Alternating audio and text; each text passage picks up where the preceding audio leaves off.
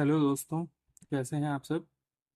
आज हम एक सीरीज स्टार्ट करने जा रहे हैं सीजीएल की, प्रीवियस एसएससी सीजीएल की ईवाईक्यू क्वेश्चन सीरीज। ठीक है, इसमें हम आज 2023 का सेट के क्वेश्चन देखेंगे कि किस टाइप के क्वेश्चन आए हुए हैं। ठीक। अब जैसा पता है कि भाई टेंडर भी कैंसिल हो चुका है, जो पहले करा रहा था एग्जाम वही आज भी करा रहा है, टीसीएस। ठीक है, तो अब देख लीजिए क्वेश्चन के पैटर्न ऑलमोस्ट सिमिलर रहने वाले हैं प्रीवियस ईयर से। बहुत ज़्यादा से ज़्यादा 85% तो सिमिलर रहेगा पेपर। कुछ 15% में मतलब कह सकते हैं 3 से 4 क्वेश्चन जो है वो चेंज होने के चांसेस हैं, पर चेंज होंगे नहीं ऐसा पूरी उम्मीद है। तो पहला क्वेश्चन मैं देखता हूँ। पहला क्वेश्चन आप देखिएगा। ठीक है, इसमें क्या कह रहा है, इसमें कह रहा है कि एक मेजर दे रखा है एक एंगल का, जो कि राइट एंगल ट्रायंगल का एंगल है, वो जो है वो 30 डिग्री ज़्यादा है स्मॉलेस्ट एंगल से। अब कोई एक राइट एंगल ट्रायंगल दे रखा है, उसमें एक तो एंगल 90 डिग्री हो गया, उसकी जगह पक्की हो गई। बाकी के बचे दो एंगल, उन दो का सम भी 90 डिग्री होगा, और डिफरेंस दे रखा है 30 डिग्री। तो जाहिर सी बात है 30-60 का एंगल 30-60-90 वाला ट्रायंगल होगा। 30-60-90, 30-60-90, जिसमें एक तो 90 डिग्री हो गया। ठीक है, बाकी के दो बचे एंगल, उसमें जो छोटा एंगल है उससे दूसरा एंगल जो है 30 डिग्री ज्यादा है, तो ये दिख नहीं रहा है। तो इसमें हमसे क्या पूछा है, स्मॉलेस्ट एंगल, स्मॉलेस्ट एंगल बस। हमें नहीं बनाना है ट्रायंगल, फिर हम देखना है कि तीनों एंगल का सम 180 डिग्री होगा तो नहीं, बस सिंपल इमेजिनेशन पावर इतनी तेज कर लीजिए आप अपनी कि ट्रायंगल मन में दिमाग में बन जाए, और उसका सम आपको आपके सामने दिख जाए कि ये क्या पैटर्न बन रहा है। ठीक है, दो एंगल सिमिलर बोलता, कि कहता है कि बाकी के दोनों एंगल सिमिलर है, तो तुरंत दिमाग में आता कि हाँ ये 45-45 और 90 वाला एंगल बना है, ट्रायंगल बना है। ठीक है, अगर कहता है डिफरेंस 50 है तो 20-70-90, तो उसी समय आपको वो दिमाग में आ जाना चाहिए, स्ट्राइक करना चाहिए कि हाँ ये एंगल्स बन रहे हैं बाकी। ठीक है, अब नेक्स्ट क्वेश्चन पे आते हैं। तो ये तो हो गया ट्रिग्नोमेट्री का। एक इस तरीके के अब सवाल सीजीएल में आ रहे हैं, तो अब सोच लीजिए क्या लेवल होने वाला है। ठीक है, जो प्रीवियस ईयर का यही आपका इस साल भी एग्जाम कराएगा। ठीक है, तो ये है कि कॉन्सेप्ट पे क्वेश्चन ज़्यादा पूछता है, बहुत ज़्यादा डिटेल में नहीं जाता एग्जामिनर। ठीक है, अब एक क्वेश्चन आपका ये दे रखा है, इसमें क्या कह रहा है, इसमें आपको कुछ नंबर दे रखे हैं, ये नंबर आप चेक करिएगा। ठीक, इसमें कह रहा है डिविजिबल बाय 3 होना चाहिए नंबर, पर डिविजिबल बाय 9 नहीं होना चाहिए। अब डिविजिबिलिटी ऑफ 3 एंड 9, इसमें क्या होता है, जब डिविजिबिलिटी ऑफ 3 चेक करते हैं, डिविजिबिलिटी ऑफ 3, इसमें हम जो नंबर आपको दिया है, जैसे नंबर अभी हम पहला ही नंबर इसमें उठा लें, 582826। 5826 नंबर दे रखा है, इसका हम डिजिट सम निकालेंगे। डिजिट सम क्या होता है, जो नंबर दे रखा है उसका डिजिट्स का सम देखेंगे कि डिजिट का सम क्या आता है। 8 2 10 16 5 21, 21 का डिजिट सम क्या हो जाएगा, 3। इसका डिजिट सम आ रहा है 3, डिजिटल सम जिसको कहते हैं। ठीक है, डिजिटल सम 3 आता है, 3 का मल्टीपल होता है, तो डिविजिबल बाय 3 होगा। और आपका सवाल, आपके दिमाग में सवाल आएगा कि अगर 9 हो गया तो 9 भी 3 का डिविजिबल। जब 9 का डिविजिबिलिटी चेक करेंगे तब 9 की देखेंगे कि डिजिटल सम 9 का होता है। 3 का मल्टीपल आ रहा है डिविजिबल बाय 3, तो ये नंबर आपका डिविजिबल बाय 3 है, लेकिन डिविजिबल बाय 9 नहीं है, क्योंकि इसका डिविजिबल डिजिटल सम जो है वो 9 नहीं है। 9 में कंपलसरी है कि डिजिटल सम 9 होना चाहिए या 0 होना चाहिए, क्योंकि जब 9 होता है तो वो कैंसिल हो जाता है। ठीक है, अभी आगे अब आपको एक और नंबर देख लेके दिखाता हूँ, इसमें आगे चेक करेंगे। इसमें एक ये दे रखा है 6039। अब इसका डिजिटल सम देखेंगे, इसका डिजिटल सम क्या होगा। पहली बात तो 9 देखते ही आपको काट देना कि ये कट गया। डिजिटल सम में हमेशा 9 को इग्नोर करा जाता है या काट दिया जाता है, 9 को हटा दिया जाता है। ठीक है, यह 9 बनाया जाता है डिजिट्स के सम को। यहाँ पे 9 एक बन रहा है ये। ठीक है, बचा 0, इसका डिजिटल सम जो है वो 0 हो गया।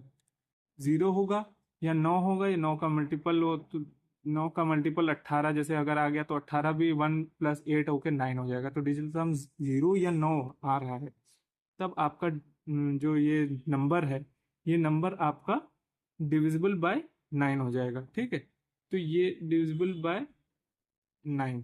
ठीक, तो ये हमें नहीं ढूंढना है। इसमें हमें क्वेश्चन में क्या पूछा है, डिविजिबल बाय 3 बट नॉट 9। तो ऐसे हम बाकी नंबर चेक करेंगे, वो आपको बता देंगे डिविजिबल बाय 3। बाकी के नंबर आप चेक करिएगा, दो मैंने चेक करके बता दिए हैं, बाकी आप चेक करिएगा जो आपको।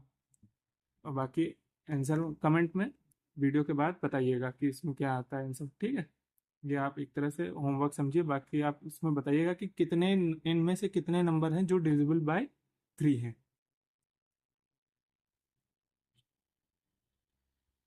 अब अगला क्वेश्चन देखिए, अगला क्वेश्चन में क्या कह रखा है, इसमें कह रहा है कि दो नेचुरल नंबर के क्यूब का सम जो है वो दे रखा है हमारे पास 9728, 9728, ठीक है। और उन्हीं दोनों नंबर का सम जो है, सम, ये क्यूब का सम है, क्यूब सम है। अगर इसको हम अलजेब्रिक फॉर्म में लिखें तो इसको कैसे लिखेंगे, ये ए क्यूब प्लस बी क्यूब, अगर ए और बी हम मान लिए दो नेचुरल नंबर हैं, उनका सम दे रखा है 9728। और कह रहा है ए प्लस बी जो है वो 32 है। और क्वेश्चन क्या कह रहा है, क्वेश्चन कह रहा है कि इनके क्यूब का डिफरेंस हमें बताइए कि वो क्या होगा, इनके क्यूब का डिफरेंस, ठीक। अब लग गए अलजेब्रिक आइडेंटिटी लगाने, कुछ लोग अगर ऐसे पॉज करके लगाना शुरू कर दिए होंगे। नहीं, वो नहीं करना है आपको, इस नंबर को नोटिस करना है। इस नंबर में क्या छिपा है, इस नंबर में छिपा है 2800 प्लस 1728, ठीक है। इस नंबर में ये छुपा है। और इस नंबर में क्या छुपा है, 20 प्लस 12। क्या ये आपको 20 का क्यूब नहीं दिख रहा है, क्या ये आपको 12 का क्यूब नहीं दिख रहा है। तो ए और बी क्या हो जाएंगे, 20 और 12। हमें इन्हीं दोनों का डिफरेंस देखा लेना है, 8000 माइनस 1728, ठीक है। निकाल लेंगे डिफरेंस। 10 में 8 गए 2, 9 में 2 गए 7। आप ऑप्शन से देख सकते हैं, यूनिट डिजिट 10 डिजिट मैच कराएंगे, बस उतना करना है। बाकी अगर आपको पूरा करने का शौक है तो पूरा क्वेश्चन सॉल्व कर सकते हैं, ठीक है। 926, ये आपका आंसर होगा, ठीक है। तो इस तरह से करना है। अगर आपको वैल्यू इजी दे रखी है तो आपको नहीं उस पूरे पचड़े में पढ़ना है कि हमको पूरी आइडेंटिटी लगानी है तभी सॉल्व होगा, नहीं। आपको डायरेक्ट यहाँ पर वैल्यू देखना है कि हाँ डेटा इस तरह से सेट है कि आपका ये सम जो है वो 8000 प्लस 1700 1728, जो कि 12 का क्यूब है। 8000 है आपका 20 का क्यूब है, इसलिए क्यूब हमेशा ध्यान रखिएगा कि आपको 25 से 30 तक के क्यूब याद रहना चाहिए। अगर इतने भी बहुत अच्छा जब स्टूडेंट होता है तो वो उसी को याद होते हैं, लेकिन एक जो मॉडरेट स्टूडेंट है वो 20 तक क्यूब तो याद रखे ही रखे, ठीक है। बाकी ये आप एक बार देख लीजिएगा, ठीक। क्वेश्चन सॉल्व उस आइडेंटिटी से भी हो जाएगा जब आप इसको खोलेंगे, ओपन करेंगे, ए क्यूब प्लस बी क्यूब, ए प्लस बी ए स्क्वायर। लेकिन उसका कोई फायदा नहीं है, उसको करने के बाद आप इतना सुनिश्चित हो जाएगा कि आपका सिलेक्शन नहीं होगा अगर उस तरह से करें, क्योंकि उस तरीके से करने वाला मैं बोलना नहीं चाहूँगा, लेकिन आप सिलेक्शन से बहुत दूर चले जाएंगे।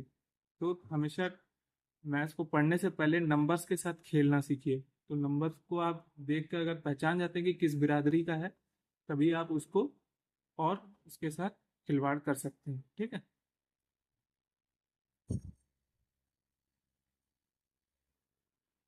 इस नेक्स्ट क्वेश्चन में देखिए, नेक्स्ट क्वेश्चन में क्या कह रखा है कि एक सर्कल है, ठीक है। इस सर्कल, एक आर्क है, उस आर्क सर्कल का रेडियस है 4 सेंटीमीटर। वो आर्क से एक एंगल बनता है सेंटर पे 45 डिग्री का। तो इसमें क्या कह रहा है कि पेरीमीटर ऑफ सेक्टर, वो जो सेक्टर फॉर्म कर रहा है आर्क, उस आर्क का पेरीमीटर जानना है। हमें डायग्राम बनाने की जरूरत नहीं है, लेकिन फिर भी मैं बता दे रहा हूँ कि ये एक सेंटर है, इससे आपका कोई सर्कल बना होगा, ठीक है। उस सर्कल से एक ये आर्क है,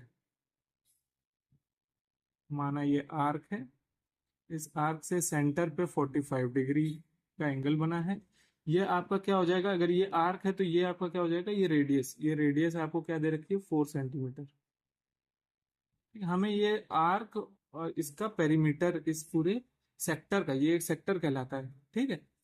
आर्क और रेडियस से बना हुआ एरिया जो है वो सेक्टर कहलाता है। तो इस सेक्टर का पेरीमीटर हमें पता करना है। तो इसका लिए फॉर्मूला क्या होता है, आप ध्यान रखिएगा, जब भी सेंटर का एंगल दिया हो और हमें पेरीमीटर निकालना हो, तो सबसे पहले तो ये चेक कर लीजिएगा इसका एरिया, इसका पेरीमीटर क्या होगा, इसकी लेंथ क्या होगी। ये आर्क जो है ये क्या हो जाएगा, इसकी लेंथ हो जाएगी आपकी 45 degree upon 360 degree into 2 pi are.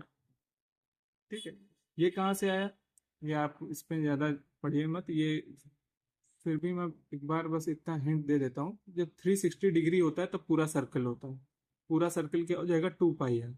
1 degree का 2 pi are upon 360 degree, 45 degree का 45 डिग्री इंटू कर देंगे 2 पाई अपॉन 360 डिग्री में, तो ये फॉर्मूला आता है। ठीक है, इसका सेक्टर का पेरीमीटर निकालना है, तो ये आर्क जो निकालेंगे इसमें आप ये रेडियस भी ऐड करेंगे, मतलब 8 सेंटीमीटर प्लस ये आर्क। ये आर्क कितना हो जाएगा 45 अपॉन 360 डिग्री, 45 अपॉन 360 डिग्री कितने बार जा रहा है, 8 टाइम्स जा रहा है, 1/8। ठीक है, 2 पाई आर, पाई की वैल्यू क्वेश्चन में 22/7 दे रखी है, 44/7, रेडियस 4, 44/7 रेडियस 4, 44/7 नहीं, 8 इंटू 22/7, 8 इंटू 22/7, 8 इंटू 22/7, 8 यहाँ आएगा, 8 यहाँ कैंसिल।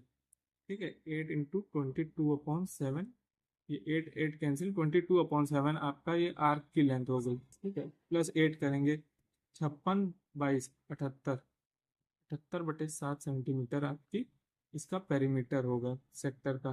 ठीक है, आंसर हो गया। ये फॉर्मूला बहुत इंपॉर्टेंट है, ये याद रखिएगा। इसी तरह आपको सेक्टर का एरिया पूछ सकता है, तब क्या करेंगे, तब हो जाएगा आपका θ/360 डिग्री इंटू πr²।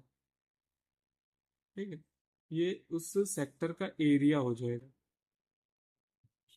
सेक्टर का एरिया। ये आप तब लगाएंगे जब आपसे एरिया पूछता है,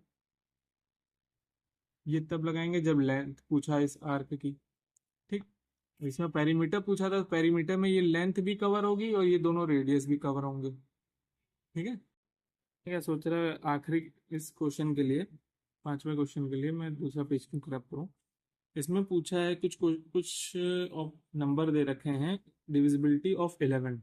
ठीक है, डिविजिबिलिटी ऑफ 11, जैसे डिविजिबिलिटी ऑफ 11 क्या कहती है कि अल्टरन मतलब इवन पोजीशन के। अब ये आपको मैं बता दूं, ये CHSL के अभी हाल में जो एग्ज़ाम हुए हैं तो उसमें एक शिफ्ट में ये क्वेश्चन आया था, बाकायदे स्टेटमेंट पूछी थी कि 11 की डिविजिबिलिटी क्या होती है। ठीक है, डिविजिबिलिटी 11 की क्या होती है कि जब आप ऑड नंबर पोजीशन और इवन नंबर पोजीशन के सम का डिफरेंस निकालोगे, वो 0 हो या 11 का मल्टीपल हो। अब जैसे ये क्वेश्चन है, ये नंबर दे रखा है, अब हमें पता करना है कि ये 11 से डिविजिबल है कि नहीं है। डिविजिबिलिटी क्या होती है, आप 11 से डिवाइड करो, रिमाइंडर 0 आना चाहिए, रिमाइंडर क्या आना चाहिए, 0 आना चाहिए।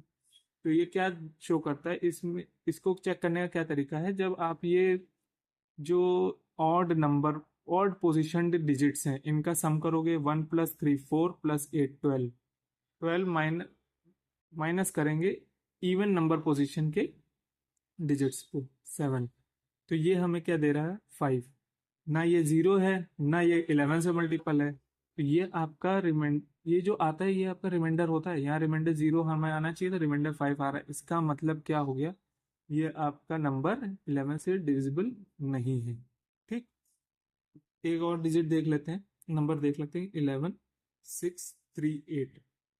इसमें देखिए 7 8 15 -4, 7 8 15 -4। हमें इस तरह से नहीं लिखना है, हमें इसी तरह कैलकुलेट, अब जैसे ये नंबर लिखा है, हमने नंबर भी नहीं लिखना है वहाँ एग्जाम पर, स्क्रीन में देखा, स्क्रीन पे ही देखा वो, और तुरंत नज़रों से इस क्वेश्चन को खेलना है।